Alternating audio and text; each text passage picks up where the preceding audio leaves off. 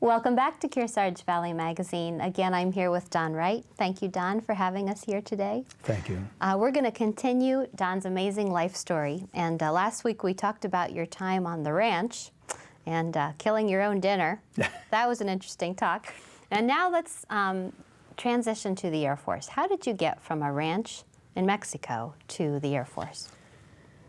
I went to 20 schools. I graduated from junior high in Berlin, Germany, senior high from Yokohama, Japan. And I had to have 2 years of college education to become a pilot in the Air Force. That's just what it took. And when I graduated from high school, I graduated in a class of 18, and if there had been 1,800, I would have still been last. And my mother, sweet as she was, she says, "You know, Donald," she says, "I know it hasn't been the greatest educational environment for you in schools, but before I spend 1 red cent of my money, you're going to have to send yourself through at least 1 year of college on your own." So I got a job in Japan, earned enough money, came back to the States, and after a few stories ended up going to Wentworth Institute in Boston, Massachusetts. Okay.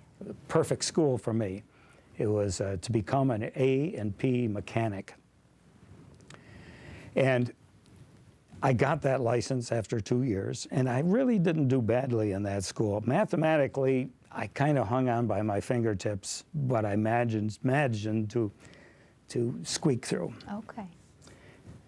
I went to work for Sikorsky. I hated the job. It was a union shop, and I was given a chore of installing an engine on a helicopter in Connecticut.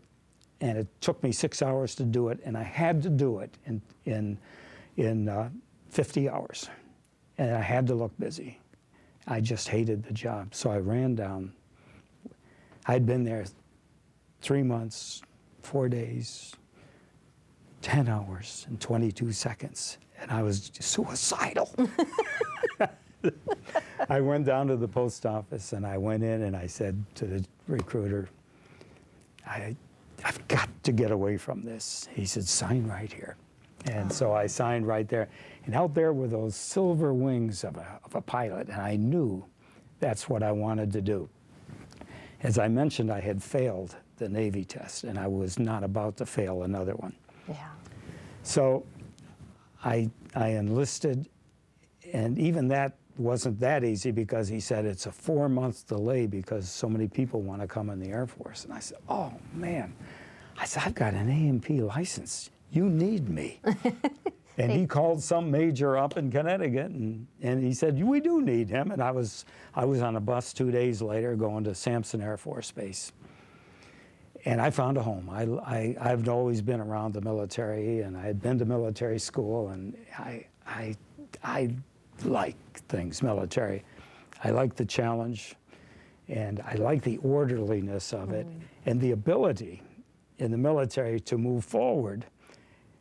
The military only looks ahead. They never look behind. Yeah.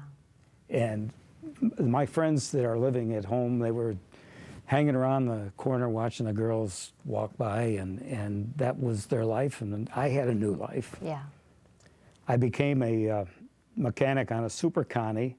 They sent me to Otis Air Force Base, which was 6 miles from my home. My goal was to get as far away from home as possible. I'd go to Germany or Japan or somewhere, but anyway, I spent 2 years as a crew chief on a Super Connie, which is a 4-engine reconnaissance plane. And one day I was refueling this monster, and it took about an hour, and it was cold, and it was March. And I was on this wingtip, straddled this wingtip tank, filling it up when a fighter, an F-80-94 taxied by, and he waved at me. And I... Love at first sight? Yeah, no, I got off the wing, finished the job, and I went in, and I had this great master sergeant, craggy old guy from World War II, and I said, "Sergeant Burnt, I am going to go become a fighter pilot, and I know they're giving the test tomorrow." And he says, "Go do it." Wow. And I took the test, and I was the only one that passed that test. Then I went to Westover for the larger test. There were about 10 people, some civilians, some GIs. And I was the only one that passed that test. And I got accepted into cadets. And I was the happiest guy in the world. I bet. Yeah, so That was your dream to that was fly. my dream. And I had to go back and wait about 6 months before I went into training. And I had my adventures in training, but I was good as a pilot. I mean, I think everybody should be given a gift of doing something really well, and that's something that I found I could do well, and I enjoyed it. It didn't frighten me, and I loved the challenge of it. I enjoyed flying formation and shooting landings and acrobatics, and I had always wanted to fly the F-86. And it's competitive. Everything in the Air Force is competitive. Mm-hmm. How you do is how you do in your future. Yeah. So I finished 30 out of about 100, which allowed me to go to F-86s. And I flew them in training. And when the training was over, they sent me to be an instructor, and about killed me. I thought, oh my goodness gracious. I wanted to be a fighter pilot so badly. I got my shot at it, but there were no jobs. So I ended up being an instructor, and it turned out that it was a great profession for me. I really, really enjoyed doing it. You were a great instructor. Thank you. I can tell. I liked instructing. I was able to make my students do well. Mm-hmm. And I did that for several years, and T-38s, T-33s, T-37s. And then the Air Force came into my office one day and said, I was a full colonel, which is just short of God. Yeah. And I had an office way back in the corner. It looked like a broom closet, and I don't even know how we found it. And I was in there with a good friend of mine, Captain Tom Fincher, who was a great warrior.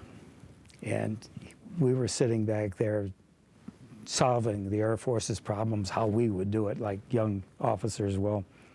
And this colonel came in and he says, Captain Wright, I would like to talk to you alone. I thought, oh man, what have I done now? Now hold that thought, because Okay. I have a feeling All I right. could guess what's coming, and we're going to get to that next All right. week, because that's lots of stories to tell about that part of your life. Thanks, Okay, Don. thank you.